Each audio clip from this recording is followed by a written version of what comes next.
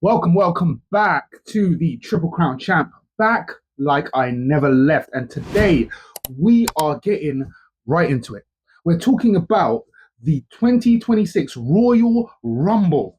Yes, one of my favorite events of the calendar. I've always loved the Royal Rumble. So let's get into it. First of all, two Royal Rumble events, two matches. Now, the two Royal Rumble events, we will get onto those later. I am a best till last kind of person. So let's talk about the two matches. The two matches we had, first of all, were Drew McIntyre versus Sami Zayn for the title. Now, for the Universal title, Sami Zayn is a wrestler I do enjoy. I do appreciate him. I do actually like Sami Zayn. But the fact of the matter is, Sami Zayn is the perpetual bridesmaid, no? He's very much got a Daniel Bryan feel to him, the ultimate underdog. He's got so much comedic range. We love that about Sami Zayn. We definitely know it would be criminal if Sami Zayn doesn't win a title at some point. It's just a matter of how long he holds on to that title. It's a lot like his Intercontinental win. He'll win it. There'll be a great story behind it, but I think two events later he'll lose it. It's almost a little bit like Kofi Kingston. Remember Kofi Kingston? Kofi Kingston's champ. It was like that. You knew he wasn't going to hold on to the belt for too long. You wanted him to, and you just dread when you saw certain competitors pitted against him for the title. You just knew he was going to lose it. So yeah, Sami Zayn. I wanted him to win, but I didn't want him to win now. You understand? Drew McIntyre is one of my favorite wrestlers, easy of this generation. What he has done to himself after leaving WWE, the wrestler he has become, the complete 360 of a career. Because I generally, early Drew McIntyre, scrawny, lanky, Future Shock is the finishing move way back in the day. I'm talking about before 3MB. I just really didn't like that Drew McIntyre. I just really, really disliked him. However, now Drew McIntyre is something different. Drew McIntyre is a powerhouse. He is a terrifying Scotsman. And I love to see this on the roster. I think in any age, in any time, this Drew McIntyre could be a star. I wait for the matches against Fatu. That is just a Samoan versus a Scotsman. How could it go wrong? So I look forward to these matches. There are certain people on the roster that I think Drew McIntyre would gel well with. I wait to see something between him and Gunther, but the problem is him and Gunther are both heels, and they're top heels, so therefore it seems like they won't interact with each other until one of them changes to be a babyface. So yeah, but as for Sami Zayn, we know Sami Zayn is going to become a champion. It's only a matter of time. We look forward to that. It will be a Daniel Bryan-esque run. But alas, I wanted Drew McIntyre to win. And he did. So, Drew McIntyre for the win. Second match of the night, which was a singles match, was, of course, the retirement match, AJ Styles' career versus Gunther. Now, it was a good match. It was a very good match. It had twists and turns to it, as it always does. Both people are great storytellers.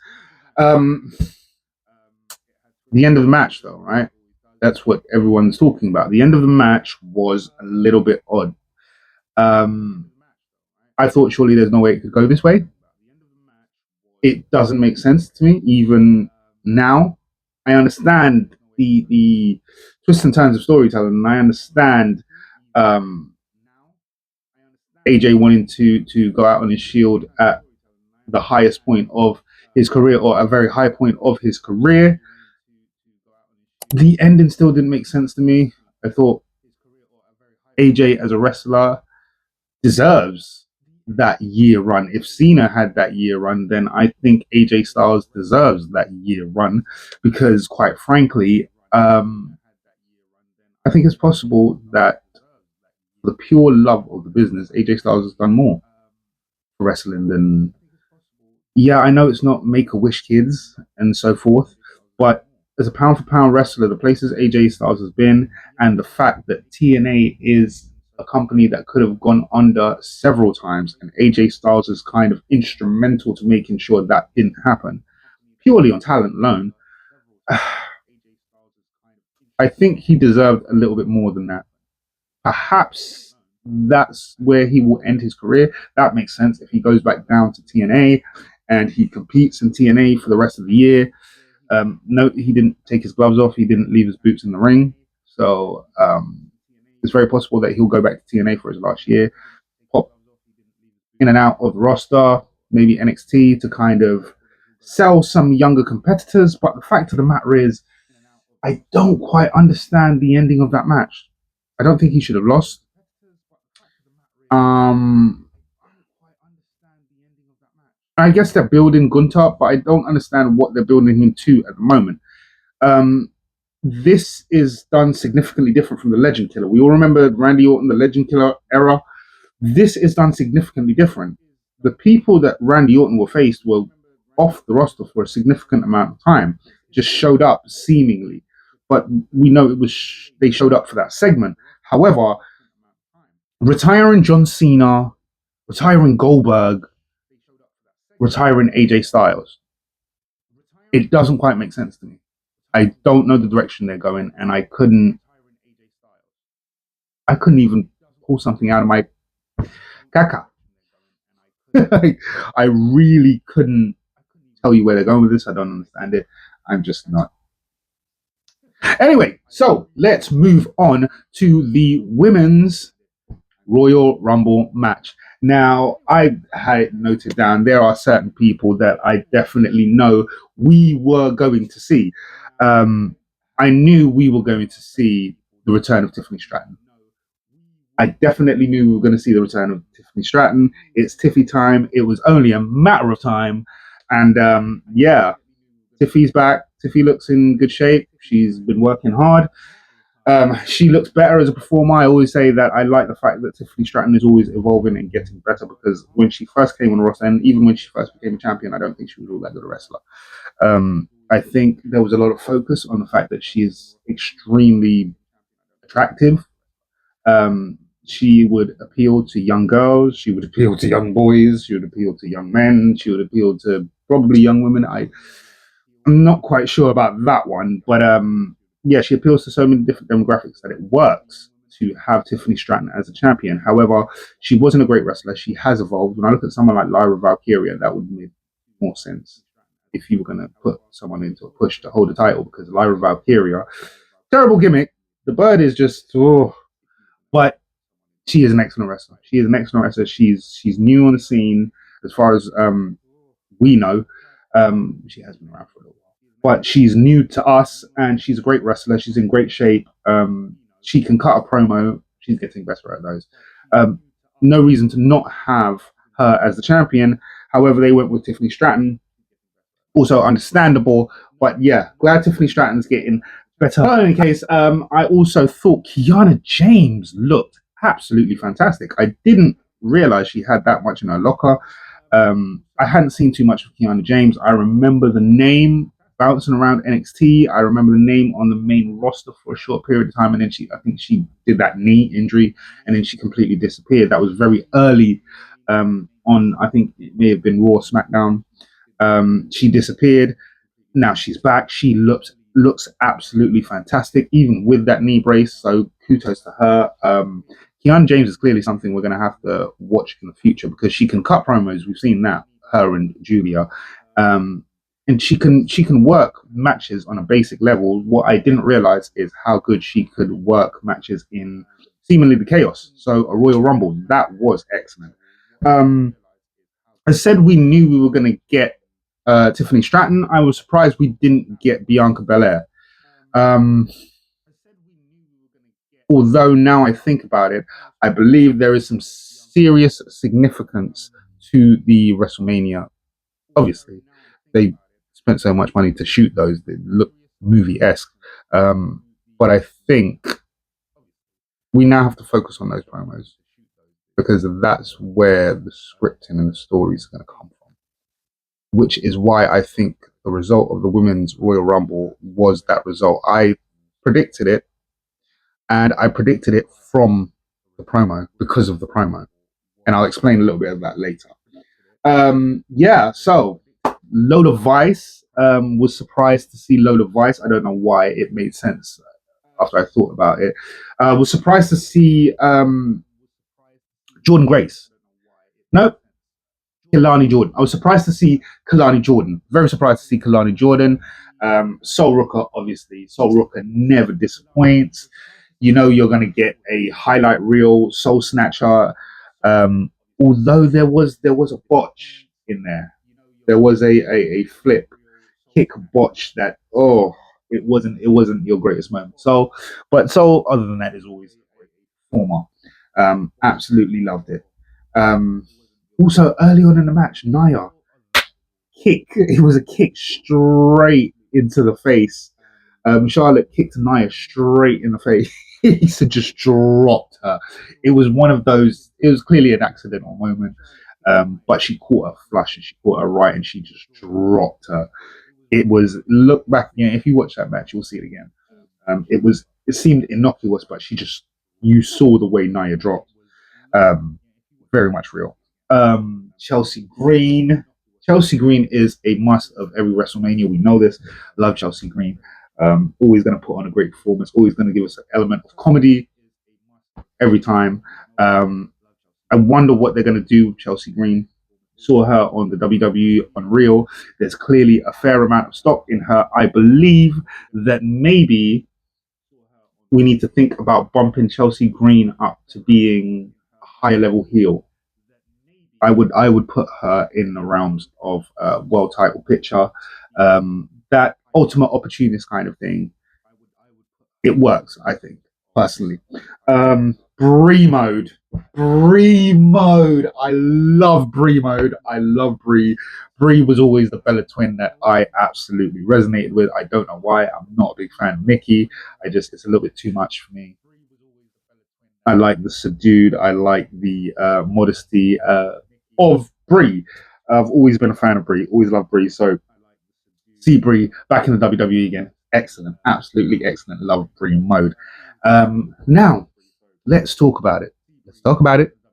So the winner of the 2026 Royal Rumble on their way to WrestleMania, Liv Morgan. Always been a favorite. Ultimate favorite. I know I say there's a lot of wrestlers. I say that I quite like what they do, but love what they do. That's Liv Morgan. That is Liv Morgan through and through. Love Liv Morgan's work. Always have since the first time she showed up with the Riot Squad. Um, what can I say? I think there are integrated storylines all over the WrestleMania promo. So there are already woven stories that are locked in. There's Io and Rhea Ripley. There is the feud that has always been between Charlotte. Do you know what I mean? There's a lot of stories in there. I think I understand that Liv and Rhea have their thing, but the late introduction, especially of how they shot the promo, to say that Liv was someone who came to spoil the party was almost a kind of giveaway that she is going to be at WrestleMania. Not to mention, I think over the last 2 or 3 years, the ultimate number one performer in the WWE as far as female competitors. It's a toss up, very much Io, very much Rhea. But for me, I think we love the underdogs. We love the people who almost weren't supposed to be stars. They became stars purely out of their work ethic and strength and conviction of their personality. I think of all the people in a WrestleMania promo, Liv is that. I think Io was brought from Japan. She was a made star. I think the WWE had built Rhea over a certain period of time, and she had made herself a bona fide star. Jade Cargill was brought in because she's a bona fide star. Charlotte is the daughter, and however many time world champion, she's a bona fide star. Liv did all of it. Just work, just keep working, just keep your head down, just keep putting on great performances. And I think we all resonated with her. That is part of the reason why Liv Morgan is such a huge star. It's the reason why she's a heel and she still gets the pop she gets. So yeah, completely understandable for me. Love it, love it. I went crazy when Liv Morgan won the 2026 Royal Rumble on her way to WrestleMania. Love that, love that, love that, love that. So that brings us to the men's Royal Rumble. And first thing I got to say is there is some stock behind Obafemi. There is a whole lot of stock behind Obafemi, and we love it. We absolutely love it. Obafemi is clearly going to be a big star. Pyro for Obafemi. We're not just talking a little something. We're talking about serious pyro for Obafemi. Yeah, he's going to be dominant. He's going to be a big star. Also, not to mention the people he interacted with in the match. There's certain interactions with Brock Lesnar. We saw that they kind of teased, but it's not just that. Um, I'm not sure if Brock was supposed to execute a move on Obafemi. I think he may have done that. It was because there's a moment in the match where you watch and he just keeps no, no, no, no, no, no, and I feel like he was told to kind of face off against Obafemi, but not to do anything because Obafemi is the next generation of. He's the next Brock Lesnar. Probably he's the next Brock Lesnar. It was interesting to see Braun Breaker as number 2. I knew something had to happen because Braun Breaker and Obafemi, you cannot put them in the same ring at this moment in time, really and truly, because Braun Breaker is supposed to be the future. They're claiming he's the future and he's going to be it. And quite frankly, I don't see it when you've got someone like Obafemi around. I don't. I honestly don't. And there's too many of them coming at the moment. There's too many of them coming. Within the next 3 years or so, I think you're going to see, what's the guy, Carver from NXT as well. Carver's one of them. There's 2 dudes. There's one that came from LFG, and they are 2 just gigantic dudes, and they're not messing around. One of them's got he's light skinned and he's got the dreads. He walks around with chains. I forget his name.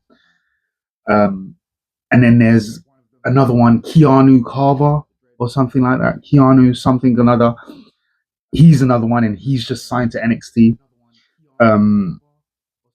So within the next 2 or 3 years, those guys are going to hit the roster, as well as Obafemi, and as well as Trick. We're looking at how the pop when Trick comes out. I don't think the WWE is going to be dropping that. He's going to be a heavyweight tier competitor for a while until that hype dies down. And I'm not sure that hype is going to die down because Trick found something in NXT. So you've got a lot of performers, and all of these dudes are bigger than Braun Breaker. All of them. All of them are bigger than Braun Breaker. And all of them are massively athletic. I would probably say more so than Braun Breaker. Braun Breaker has the lineage. Yes, he does. How long are they going to be able to keep this up? As far as the Braun Breaker thing, I don't know. As far as him being the future, though, I honestly don't see it. There's too many dudes coming through. And quite frankly, I know a lot of these guys are of color, but I also think at some point, the 2 brothers from the Street Profit have got to get a singles run. Both of them. I think Dawkins would make an absolutely great heel. And I think that because seems like such a nice guy, there seems to be something about really nice people or good people playing absolutely deplorable heels. It seems to work very well. Similarly to that, I think Tez, the WWE have been looking for a response to Eddie Guerrero for quite some time. I think it's Tez. I know he's not of Mexican descent or Latin descent. That's not what I'm talking about. I'm talking about someone who could embody a lot of what Eddie Guerrero had in him and hit a frog splash like nobody else. I think that person is Montez Ford. I think at some point they have got to try him out. So for me, I think Braun Breaker has got some serious competition. And also, there's something got to be said about Bronson Reed. I know they're going with Braun Breaker with this, but you could just as easily go with Bronson Reed because I think Bronson Reed has been phenomenal. I've been watching him since NXT UK and I've been impressed all the way back then. Come on. Another thing we have to talk about is obviously the appearances of the people I want to see. I love to see Mr. Iguana. We love Mr. Iguana. Mr. Iguana in the Rumble, that was absolute highlight. Um, how about a little El Grande madness? Right? Right? Um, this is going to be interesting on Raw and so on and so on. Or is it SmackDown? Are they on the El Grandes on SmackDown? I think they're on Raw. I mean, it'll be interesting. It'll be fun. All four of them are excellent, excellent, excellent wrestlers.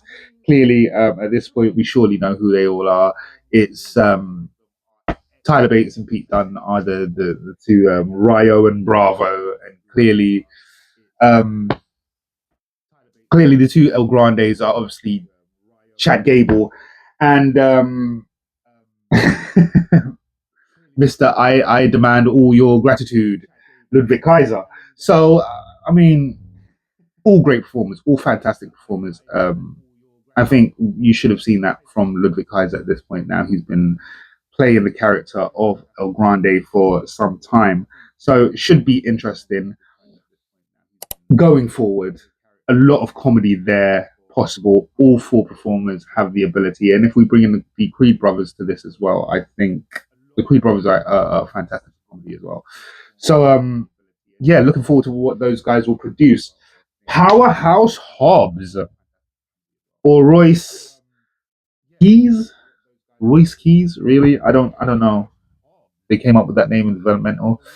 Um, yeah, Dusty would have done a better job with that.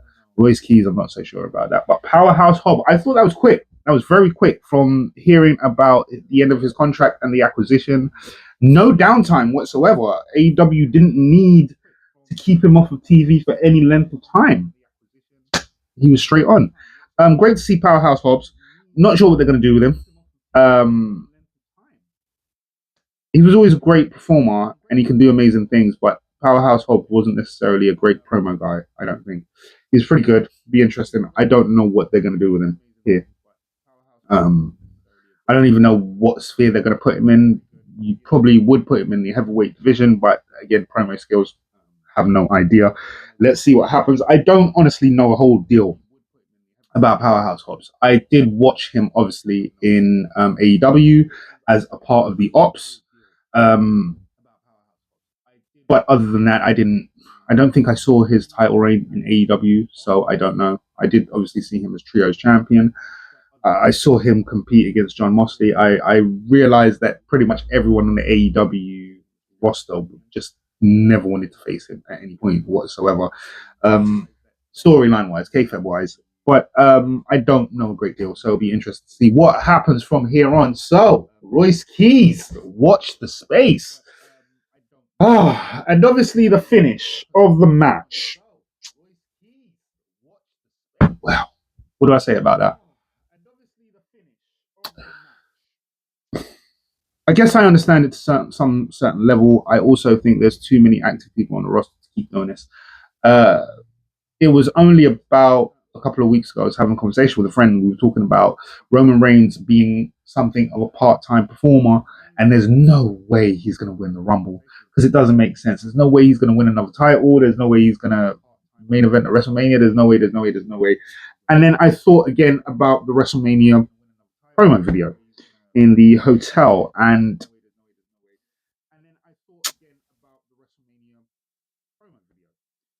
I guess the WWE has built his name for so long that they have to churn every buck they can out of him for as long as they can out of him.